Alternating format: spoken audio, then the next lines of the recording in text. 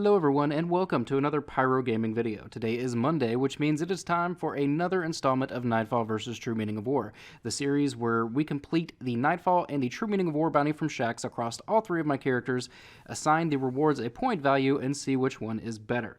Now before we get into this week's loot, let's go ahead and take a look at how the scoring system works for these videos. At 5 points, we have Strange Coins and 3 of Coins. These are the top tier rewards because you can buy so much awesome shit with them. At 4 points, we have any exotic item. This includes exotic weapons and exotic armor, regardless of light level or perks. 3 points is legendary gear. This includes weapons and armor only, regardless of light level, regardless of perks. 2 points is Ghost Shell class items and any Eververse Trading Company items such as emotes or Sparrow toolkits or anything like that. And the 1 point rewards are drops from the Nightfall boss. Now this is in there to compensate for the fact that True Meaning of War does not drop Ghost Shells, class items, or Eververse Trading Company items. So its lowest tier reward is the legendary gear at 3 points. In addition to that, True Meaning of War also has a much higher drop rate for Strange Coins than the Nightfall does. So that is why we have those little 1 point rewards down there at the bottom, specifically for the Nightfall. It's just there to keep this a little bit more interesting and a little bit more close. So with all that being said, let's jump into the Nightfall, starting with the Titan. This week's Nightfall was the Dark Blade Strike. The modifiers were Small Arms and Exposure. Red Death was Godly. You can see there on the Titan, we do pick up an exotic engram from the boss, so that is going to be plus 1 point. Moving on to our aftermatch rewards, you can see here that we do pick up a tasty exotic. Unfortunately, it is Peregrine Greaves, but it is still worth 4 points nonetheless, bringing the total for the Titan this week in the Nightfall to 5 points. That is a pretty solid start to the Nightfall. Good job, Nightfall.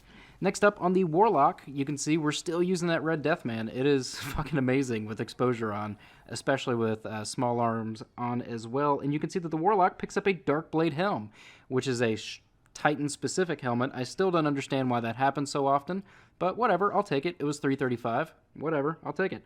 That's plus 1 point for the Warlock. And for our Aftermatch reward, you can see that we do pull a Ghost Shell. Wah, wah, wah, for 2 points, bringing the Warlock's total to 3 points overall. So lastly, on the Hunter, again, using that Red Death, man, I'm telling you, it was godly. On the Hunter, killing the boss dropped a Dark Blade Spite 335 fusion rifle that I will show you the perks on in just a second, as well as an exotic engram. So pretty good drops from the boss for the Hunter this week. Here we see the perks that I got on the Dark Blade. This does not affect the scoring. I'm just showing you guys because you always ask. And for our aftermatch reward, we get a crappy legendary helmet, bringing the Hunter's total to 5 points. Now, that comes to a total overall score for the Nightfall this week of 13 points. That is not bad, man. That is pretty good. But again, going back to the scoring system, you can see that we got, I believe, 6 extra points just from the boss drops, and we're only at 13 points because of how the Nightfall loot system is. It has a bunch of things in there that are not going to be worth a lot of points, and that is why we give the Nightfall a fighting chance. All of these are still going to be competitive, even though the Nightfall gets the extra points from the bosses, and the True Meaning of War does not. So, on to True Meaning of War, you can see that we're playing some Mayhem Rumble here. This is where I did most of this week's bounties. It was the weekly featured playlist, and I actually really enjoyed it, man. This is the first time that I've spent a lot of time playing Mayhem Clash, and it was actually really fun. So moving on to the True Meaning of War bounties, we'll start with the Titan, as we always do. And when we turn in our True Meaning of War bounty with the Titan, a boom, thank you, Strange Coins, I will definitely take that. And yeah, Strange Coins, 5 points right out of the gate for the Titan. On to the Warlock, we'll go ahead and turn in his bounty here, and you can see that we get a 335 Red Spectre auto rifle. Now, I've heard a lot of good things about the Red Spectre. I've actually never had one. This is my first one. I took this into the Crucible and tried it out, and it's a lot of fun, man. If you get a Red Spectre, try it out. But that's 3 points for the Warlock. And next up on the Hunter, you can see that we pull Strange Coins for another 5 points, which, guys, that brings the total for True Meaning of War to 13 points. The Nightfall had 13 points. So what do? We have our first tie in the Nightfall versus True Meaning of War series. Now, I thought a lot about how we're going to break up these ties. Like, what can I use for a tiebreaker? And originally, I was just going to say, let's flip a coin, and, heads Nightfall, tails True Meaning of War, and whichever one it lands on will be the winner. But I was like, nah, that's not very creative. We can probably do something a little bit better than that. So what I came up with, and this will be the tiebreaker henceforth from here on out, whichever activity gave the most highest tier rewards is the winner. So this week, the Nightfall's highest tier reward was the 4-point Peregrine Greaves, whereas the True Meaning of War had 2 rewards at 5 points for Strange Coins. So that means that this week, the winner of the Nightfall versus True Meaning of War is, in fact, the True Meaning of War bounties from Shaxx.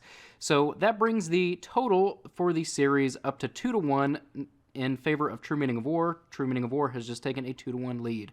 So anyway, guys, now that we have our weekly stuff out of the way, let's go ahead and talk about this week's featured Destiny channel. Every week I do this series, I give you guys the name of one channel that I enjoy their content, and I tell you to go check them out and subscribe, and hopefully you guys do, because these guys that I've been talking about they produce really good content. So we're going to keep with that theme. This is something that I'm going to keep doing until I just don't feel like it anymore. So without further ado, this week's channel is Diet Cola for the win. Now, Diet Cola is a good friend of mine, but that is not why he is this week's shout out.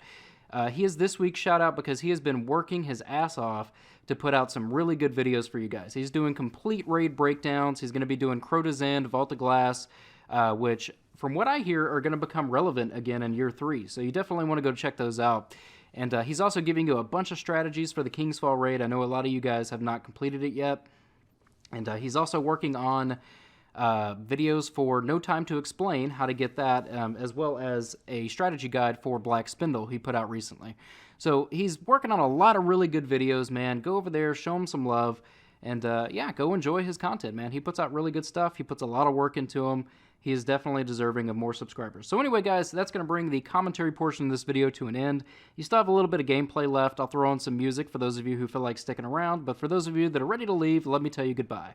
If you enjoyed this video, click like. If you're new to the channel, click subscribe. And if you're already subscribed, I fucking love you. Thank you for watching. Take care, guys.